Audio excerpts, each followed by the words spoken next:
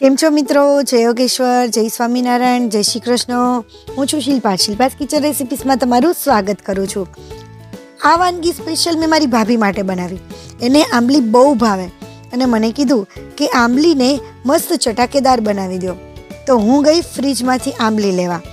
મને તો જોઈને પણ ખાવાનું મન થઈ ગયું અને મોઢામાંથી પાણી આવી ગયું. આ જોઈને જેને ખાવાનું મન થઈ ગયું હોય કે મોઢામાં પાણી આવી ગયું હોય એ લોકો કમેન્ટ કરી દેજો અને આંબલીને એક લાઈક પણ કરી દેજો. તો ચાલો આપણે બનાવવાનું શરૂ કરીએ ફટાફટ. હવે શરૂ કરીએ પહેલાં તમને એક રિક્વેસ્ટ છે કે રેસીપી છેલ્લે સુધી જોયા પછી જો તમને ગમે તો એક લાઈક જરૂર કરી દેજો, કેમ કે તમારી એક લાઈકથી મને નવી નવી રેસીપી બનાવી અને તમારા સુધી પહોંચાડવાનું મારું પ્રોત્સાહન વધે છે. મારું પ્રોત્સાહન વધારવા માટે એક લાઈક જરૂર કરજો અને આવી જ નવી નવી રેસીપીના નવા વિડીયો જોવા માટે ચેનલને સબસ્ક્રાઈબ ન કર્યું હોય તો સબસ્ક્રાઈબ પણ કરી લેજો, જેથી નવી રેસીપીનો નવો વિડીયો તમારી પાસે તરત પહોંચી શકે. તો ચાલો બનાવવાનું શરૂ કરીએ.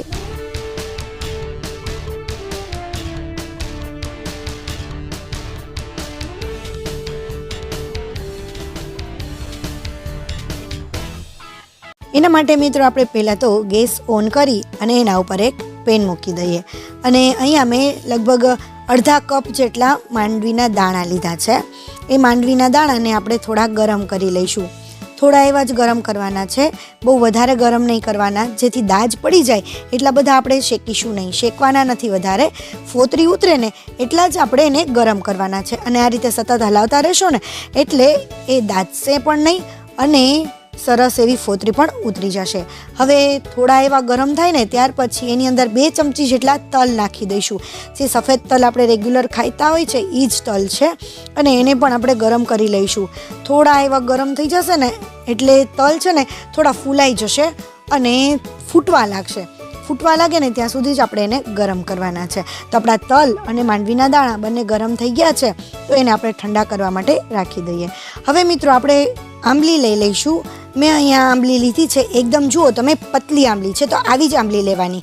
જો આ રીતે જાડી એવી લીલી આંબલી લેશો ને તો છે ને અંદરથી બી એના પાકી ગયા હોય છે અને એની રેસીપી આપણે બરોબર નહીં થાય. એટલે આવી બહુ જાડી એવી આંબલી નહીં લેવાની. જો હું તમને બતાવી દઉં, આવી પતલી પતલી આંબલી લેશો ને તો એની આ રેસીપી ખૂબ જ સરસ બનશે. તો હવે અહીંયા મેં આંબલી લીધી છે, એને સરસ ધોઈ અને મેં સાફ કરી લીધી છે એકદમ સરસ.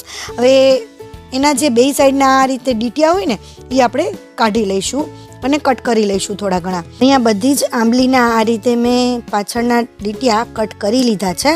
અને મિત્રો તમને કોને કોને આંબલી ભાવે છે ને એ મને કમેન્ટમાં કહેજો. હવે કમેન્ટ કરવાનું ન ભૂલતા. હવે જુઓ આપણા દાણા અને જે તલ હતા ને એ ઠંડા થઈ ગયા છે અને જુઓ તમે આ રીતે એકદમ સરસ ફટાફટ જ એની ફોતરી નીકળી જાય છે. આ રીતે ફટાફટ ફોતરી નીકળી જાય એટલા જ ગરમ કરવાના છે. જો તમારે ફોતરી ના કાઢવી હોય તો તમે એમને પણ ક્રશ કરી શકો છો, પણ તમે ગરમ જરૂર કરજો. પરંતુ મેં ફોતરી કાઢી લીધા છે અને જુઓ તમે, અહીંયા હું બતાવું તમને, જરાય દાજ પણ નથી પડી અને એકદમ સરસ એવી ફોતરી ફટાફટ નીકળી ગઈ છે અને આટલા જ શેકવાના છે, ફોતરી નીકળી જાય એટલા. હવે ત્યાર પછી આપણે એક મિક્સર જારની અંદર એને નાખી દઈશું અને તલને પણ આપણે એની અંદર નાખી અને ક્રશ કરી લઈશું. અને આને છે ને બહુ ક્રશ નહીં કરવાનું, મિક્સરમાં ફેરવી બંધ કરવાનું એટલે એ સરસ રીતે આવું છૂટું છૂટું એનું ચૂરણ થઈ જશે અને આ રીતે છૂટું જ ક્રશ થશે. આવી રીતે છૂટું ક્રશ થાય ત્યાં સુધી આપણે ક્રશ કરીશું. હવે એને એક બાઉલમાં લઈ લઈશું અને ત્યાર પછી ફરીથી એ જ મિક્સર જારની અંદર આપણે લસણની કળી લઈશું અને 2 થી 3 મરચાં આ રીતે કટ કરીને લઈ લઈશું. મિત્રો મેં લસણની કળી કેટલી નાખી તમને ખબર છે? જો ખબર હોય ને તો એ કમેન્ટ કરજો કે મેં અંદર લસણની કળી કેટલી નાખી છે અંદર. હવે કોથમરી લીધી છે અને કોથમરીના દાંડલા છે ને કૂણા હતા ને એટલે મેં દાંડલા પણ લઈ લીધા છે. પણ જો કડક દાંડલા હોય ને તો એ તમારે નથી લેવાના, કારણ કે એના રેસા હોય છે કડક દાંડલામાં, તો એ રેસા સરસ રીતે ક્રશ નહીં થાય. હવે એની અંદર આપણે અડધી ચમચી જેટલી ખાંડ નાખી દઈશું અને આપણે મીઠું 1 ચમચી જેટલું નાખી દઈશું. હવે અહીંયા છે ને કાતરા પણ આપણે એની અંદર નાખી દઈએ. આપણે કાતરાના પ્રમાણમાં અને બધા મસાલા જે છે ને એ આપણે દાણા અને તલ એ બધાના પ્રમાણમાં આપણે મીઠું અને ખાંડ એ નાખી દેવાની છે. હવે એ બધા કાતરા એની અંદર આપણે નાખી દઈએ છીએ. ત્યાર પછી આપણે એને ફરીથી ક્રશ કરી લઈએ. આને પણ મિક્સર જારને ચાલુ બંધ કરીને કરશો ને ક્રશ, તો એ સરસ રીતે ક્રશ થઈ જશે. હવે આ રીતે થોડું ઘણું અધકચરું ક્રશ કરી લેવાનું છે અને ત્યાર પછી આપણે એની અંદર 2 ચમચી જેટલું દહીં નાખીશું. હવે દહીં જે છે ને એ થોડું ક્રશ કરીને પછી નાખશો ને તો એની પેસ્ટ છે ને એકદમ સરસ સ્મૂથ બનશે. જો પહેલાં જ નાખી દેશો ને તો આટલી સરસ એની પેસ્ટ સ્મૂથ નથી બનતી. આજે એકદમ સરસ, જુઓ તમે, એકદમ સરસ સ્મૂથ પેસ્ટ બનીને તૈયાર થઈ ગઈ છે. હવે આની અંદર આપણે બીજા પણ ઇન્ગ્રીડિયન્ટ્સ અને બીજા પણ મસાલા નાખવાના છે. જે દાણાનો અને તલનો જે ભૂકો હતો ને એ પણ આપણે બધો એની અંદર નાખી દઈશું. અને દહીં નાખવાનું બીજું કારણ છે કે પેસ્ટ અને ચટણી જે છે ને થોડી ઢીલી પડશે ને, તો આ જે દાણા અને તલ નાખ્યા છે ને એ અંદર જ્યારે ભળશે ને ત્યારે ચટણી છે ને એકદમ સરસ થિકનેસવાળી બનશે અને થોડી જાડી બનશે. તો હવે થોડું ક્રશ થઈ જાય ને ત્યાર પછી આપણે એની અંદર ધાણા જીરું પાવડર નાખીશું અને ફરીથી એને ક્રશ કરી અને એકદમ સરસ મસ્ત પેસ્ટ બનાવી લેવાની છે, ચટણી બનાવી લેવાની છે. જુઓ તમે, અહીંયા જે મારી પેસ્ટ છે, મેં ચટણી જે બનાવી છે ને એકદમ ઘટ અને જાડી છે. હું ચમચી ઊંધી વાળું છું ને તો પણ એ પડતી નથી, આ રીતે ઠપકારું છું ને તો પણ એ પડતી નથી. દહીં નાખવાનું આ જ કારણ છે કે જો થોડી લૂઝ થશે ને તો આ ચટણી છે ને એકદમ આટલી મસ્ત થિકનેસવાળી અને જાડી અને ઘટ બનશે. તો આ રીતે આટલી થિકનેસવાળી હોવી જોઈએ.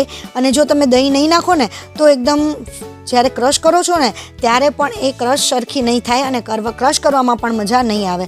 જો હું ચમચી ઊંધી વાળું છું તો પણ એ પડતી નથી. તો આટલી જે થિકનેસવાળી છે, આટલી આપણી ચટણી જે છે પરફેક્ટ છે. તો આપણી કાતરાની ચટણી તૈયાર છે. મિત્રો, તમને મારી આ રેસીપી કેવી લાગી ને એ મને તમે કમેન્ટમાં જરૂર કહેજો. તમારા જે કમેન્ટ આવે છે ને એ વાંચી અને એના જવાબ આપવાનો મને ખૂબ જ આનંદ આવે છે. તમે ખૂબ જ સરસ કમેન્ટ કરો છો. મિત્રો, તમને મારી રેસીપી કેવી લાગી છે એ તમે મને કમેન્ટ કરવાના જ છો, મને ખબર છે. પરંતુ સાથે સાથે તમે તમારા ફ્રેન્ડ સર્કલ કે તમારા ફેમિલી મેમ્બર સાથે પણ શેર કરી દેજો, જેથી એમને પણ આ રેસીપી ઉપયોગી બને. તો આપણે નવી રેસીપી સાથે આપણે ફરીથી મળીશું. અને મિત્રો, હા, તમે મારી ચેનલને હજી સુધી સબસ્ક્રાઈબ નથી કર્યું તો રાશેની જુઓ છો, આવા જ નવા વિડીયો જોવા માટે ચેનલને સબસ્ક્રાઈબ કરી લેજો. Thank you for watching. નવી રેસીપી સાથે ફરીથી મળીશું. ત્યાં સુધી બાય, ટેક કેર.